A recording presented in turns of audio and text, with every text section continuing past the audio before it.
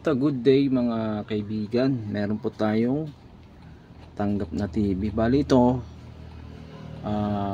pangalawang ano ko to, ni-repair. Pangalawa na nitong. Bali, anong nangyari kasi nito, sira yung kanyang driver. Nung una. So, nagpalit ako ng backlight driver, gumana siya. 3 months, after 3 months, ang nangyari, iba naman ang sira ngayon, hindi na sa ilaw. Tingnan nyo guys, yung kanyang display. Yan lang. Walang display, walang image na nakikita.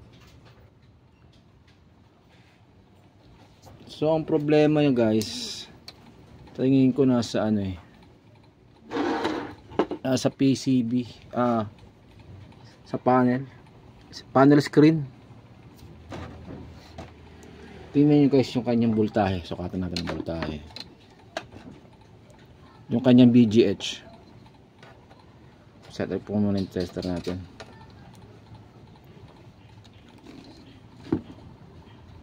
Ito yung kanyang T-con. So mapapansin nyo dyan, yan may BGL saka BGH. Itong itong resistor na to, ito. Yan, ito. Ano natin ang test prod, yan.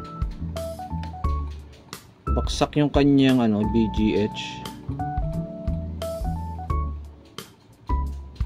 Yan, tingnan nyo guys sa tester. 0.1. So baksak, no? So gagawin natin, i-off ko muna. Off ko muna sa saksakan. Yan. Try natin muna maghang dito. Try muna natin maghang. Tapos saksak.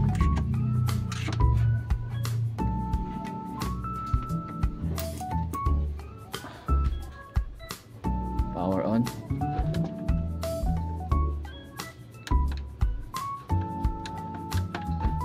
Ayun, nag-on na. Ayun, nag-on na. Then, sukatan natin yung VGH.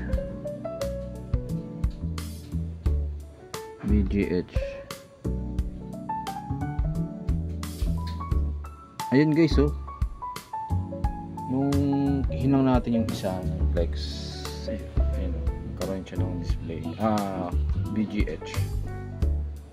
So sa panel nga to mga bro, ito nakahang na to.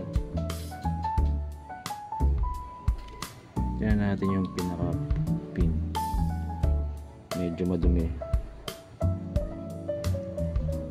sa kalawang na rin makalawang na rin yung kanyang mga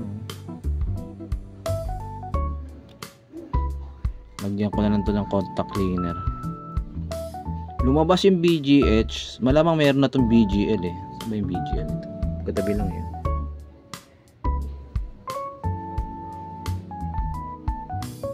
BGL saka BGH. Ito yata yung BGL, yung katabi.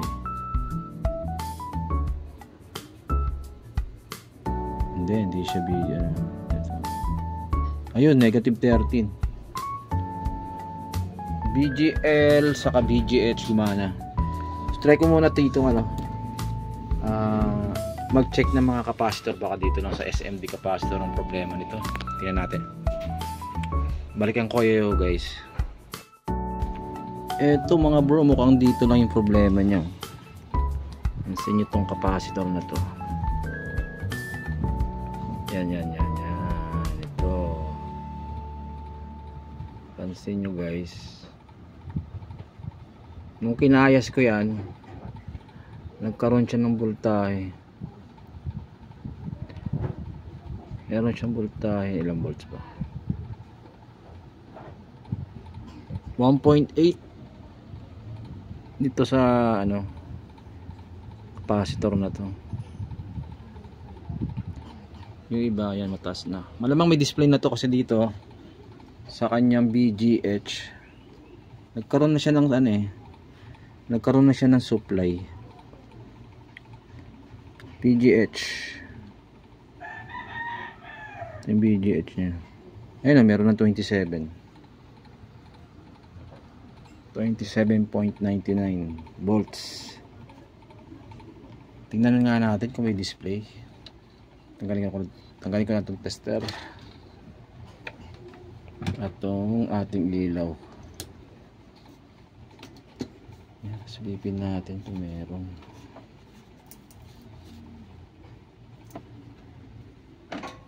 Ayun guys, meron na oh. So tingin ko doon lang yung sira niya sa corrosion. Kasi binaklas ko tong ano eh, yung LVDS niya. Yan. Corrosion, kalawang talaga yung ano na to. Kaya nawala ng display. Kahit dito tingnan mo sa ano. Yan oh.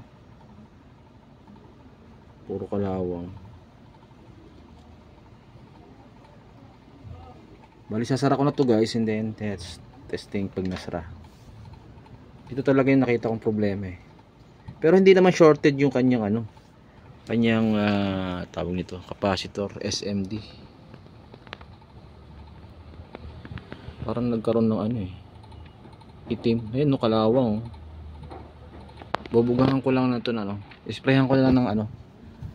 Isprayhan ko na lang siya ng contact cleaner. Ito na lang. Contact cleaner electronic. Okay, sasara ko lang to. Eto na, naisara ko na siya. Bali, ito pala yung kanyang ano, brand name. Samwon na 50 inches. Samwon. Ito, saksak ko na. Saksak natin. Tingnan natin kung buo pa yung screen nito.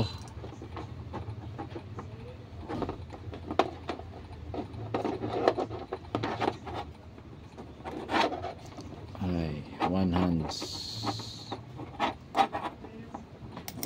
Yun.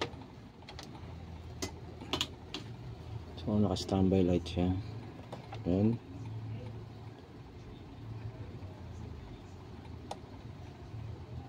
Yun, nag green na. Yun, nag switch na rin yung ating ano. Yun oh. Samwon.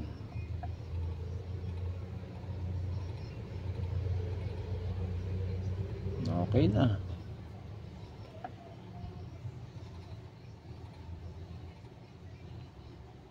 Yung ginamit ko na backlight driver dito, ano, 36 watts. So yung dati niyang backlight driver sira. Buo pa yung kanyang ano. Kaya pala eh. Ito may spot pala siya rito oh. Ayun oh. Itong may problema itong nasa ano natin oh, sa right side.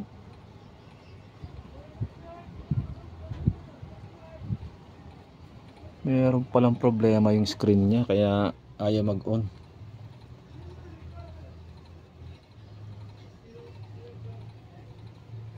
So pag mga ganitong ano, may kalumaan na TV, dapat laging ginagamit to para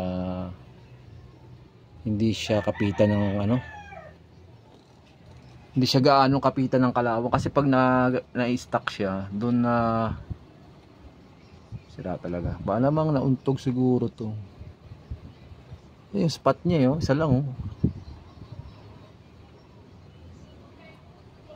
Okay guys, hanggang dito na lang po yung video natin. At salamat sa panonood. At sa mga bago pa lang sa aking YouTube channel, huwag kalimutan mag-subscribe. Hanggang dito na lang po at maraming salamat.